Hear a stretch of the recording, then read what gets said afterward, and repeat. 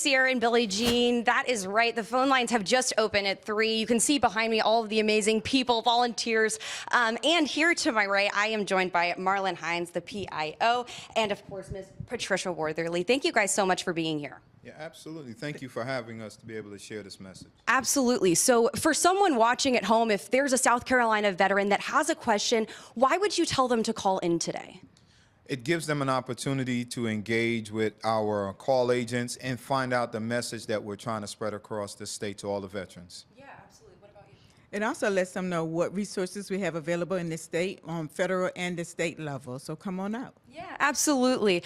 What would you say to those veterans that maybe are a little bit hesitant about calling in to make them feel a little bit more comfortable about this? It's a one-on-one opportunity to speak to the subject matter experts so they can give them some guidance and maybe release some of that anxiety that they may have. Yeah, absolutely. And I love that. You know, this is a really casual way. Ask your questions, you know, from people who really know what's going on. What types of questions do you usually get, you know, from South Carolina veterans?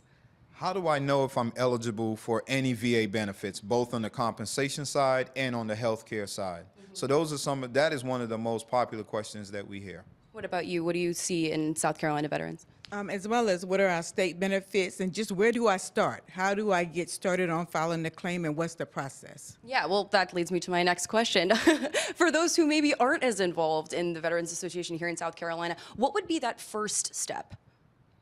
I would say calling the number today, or even calling the 1-800-827-1000, so that those subject matter experts that we have here today can give them some basic instructions on how to get started. Yes, absolutely. And like we said, guys, Phone Bank is going to be open until 8 p.m. tonight, and that number again is 803-758-1020. We'll be back a little bit later in the show to hear how things are going. Back to you guys.